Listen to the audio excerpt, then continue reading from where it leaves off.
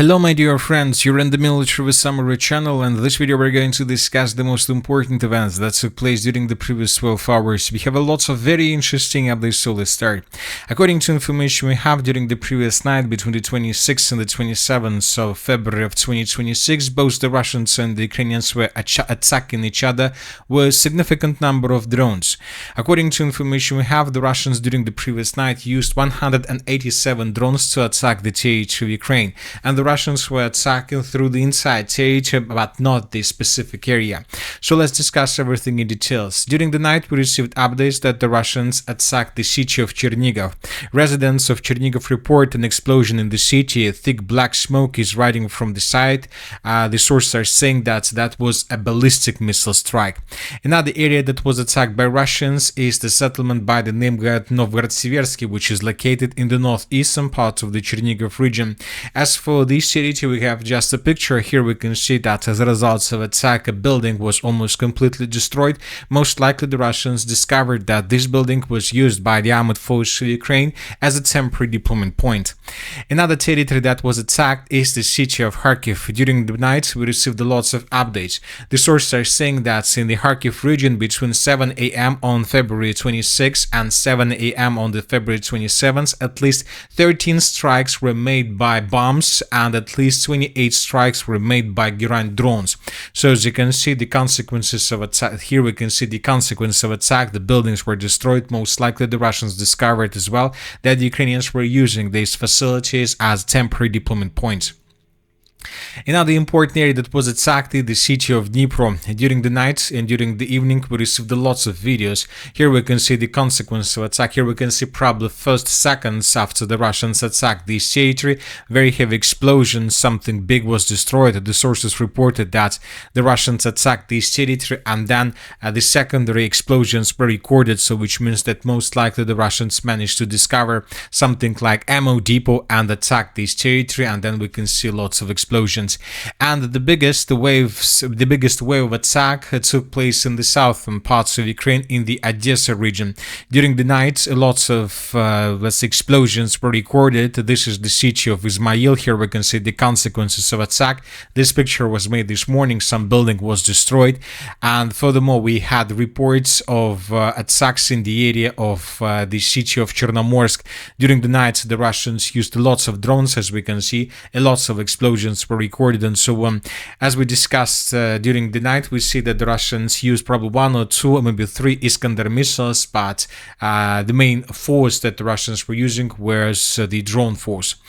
From the other side, the Ukrainians attacked deep inside of the territory of the Russian Federation. Yesterday in the evening, pro-Ukrainian sources published this picture where we can see the approximate routes of Ukraine drones that were flying, as you can see, in the direction of the city of Moscow. And during the evening, the Russians reported a lot about the way how they were repelling these attacks. The sources reported that, for example, between the 2 p.m. and 8 p.m., the Russians destroyed 167 drones that were flying through the Bryansk, Kaluga, Kursk, and Oryol and Tula regions. Later, the Russians stated that in the evening they managed to bring down 53 more drones, probably between 11 p.m., probably between 8 p.m. and 11 p.m. And this morning, Russians stated that they repelled another attack, but this time in the direction of the city of Belgorod. According to information we have, during the night, overnight, the Russians destroyed 95 drones. But as for the Belgorod direction, the Ukrainians once again attacked objects of energy infrastructure in this area, and when the Ukrainians attacked objects of infrastructure, the Russians reported about power outages and problems with energy supply. In this video we can see probably the first seconds after the Ukrainians attacked the city of Belgorod with HIMARS missiles. As you can see right now in front of your screens, a blackout occurred.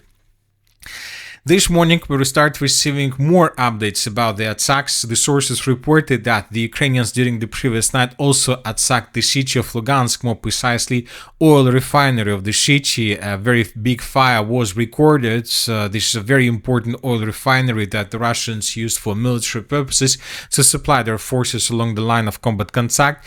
And this morning, somewhere around 11 a.m., pro-Russian sources and pro-Ukrainian sources began reporting that the Ukrainians launched a at least 10 missiles of Flamingo type in the direction of the central part of Russia.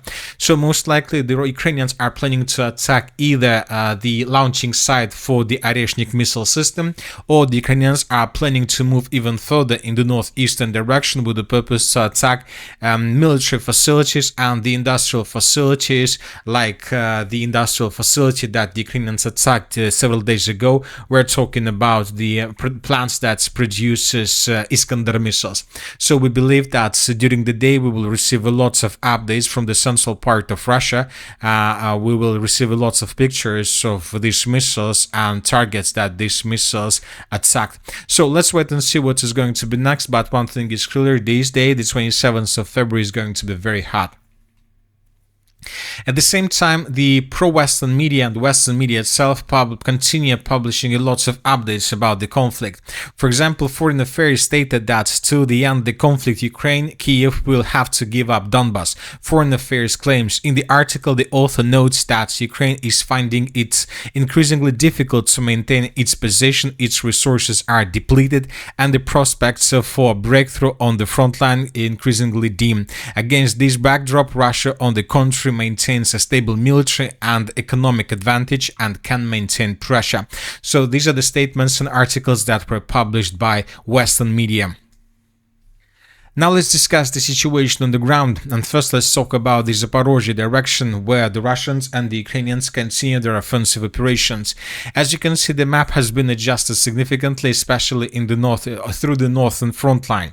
So this is the situation, for example, by the end of the 25th of February, and this is the end, more precisely, the beginning of the 27th of February. As you can see, the map has been adjusted, and we have colored some territories under complete control of the armed forces of Ukraine, and we made these adjustments based on the videos that were published by pro-Russian sources. In this video we can see how Russians were attacking vehicles, infantry and manpower of the armed forces of Ukraine in the area of the settlements of Ternovo and Berezova. Here we can see lots of videos of how Russians were attacking positions of the armed forces of Ukraine. Lots of vehicles, as you can see, were destroyed. By the most important during these videos, we can see lots of soldiers of the armed forces of Ukraine that were moving in this area. So based on these videos, we have adjusted the map, and we can see most likely the Ukrainians managed to capture the or recapture the settlement of Ternova. Most likely the Ukrainians managed to recapture the settlement of Sosnovka. Most likely the Ukrainians managed to recapture the village of Novoalexandriivka, and the Ukrainians are moving further in the southern direction. So we believe that in coming days we will receive additional updates. As for the pro-Russian sources, they say that yes, indeed, the Ukrainians are counter-attacking, but the Ukrainians are paying significant price for these counter-offensives. Anyway, let's wait and see what is going to be next, because obviously, according to my understanding of the situation, the Russians were planning to begin the Zaporizhzhia major offensive operation somewhere during the late March of 2026, and we will see whether the Russians are going to do this, or they would be forced to postpone their offensive operation for April or even for May of 2026. Now let's move further and let's discuss the situation in the Konstantinovka direction. During the previous night, additional changes were recorded in the southern part of the city. For example, this is the situation by the end of the 24th of February, this is the end of the 25th of February, and this is the end of the 27th of February of 2026. As you can see, the Russians during these days managed to improve their position significantly, and we see that the Russians are keeping advancing further in the northern direction. So this is the situation by the morning of the 27th, and it seems that now the clashes are taking place for this micro district of the city of Konstantinovka between the roads N20 and 32 and the river of Krivoy Tarets. Now let's talk about the Slaviansk direction. During the previous night, additional changes were also recorded. According to pro-Ukrainian sources, the armed forces of Ukraine managed to improve their position significantly. The armed forces of the Russian Federation managed to improve their position significantly to the east and to the east of the settlements of Nikiforovka and Lipovka. These are the changes on the ground between the dates. This is the end of the 25th, and this is the beginning of the 27th. The Russians are keeping advancing, and now the clashes are that's taking place for this part of this huge forest.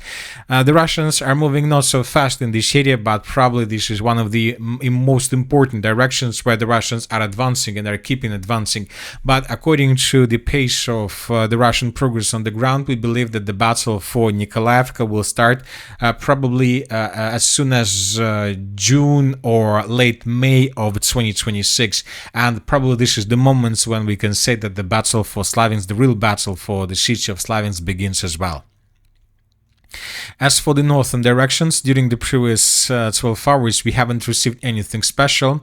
The sources reported that the Ukrainians brought special forces in the area of the city of Sumy with the purpose to stabilize the situation, and this is a very important signal. We see that Ukrainians have lack of forces, and they're trying to stabilize the situation with the unions that are not responsible for this. And most likely, in coming days and months, we'll see more updates of this type. Currently, the Ukrainians are using everything they have with the purpose to counterattack in the Zaporizhzhia region, which obviously can lead to unpredictable consequences to the front lines, let's say in the Dnipro direction or in the Kupiansk direction or in the Kharkiv directions as well. And that's it for the short video. The Military with Summary channel reminds us we condemn any violence in the world. Thank you for watching, subscribe to my channel, put your likes, join my Patreon, and have a good day. Bye bye.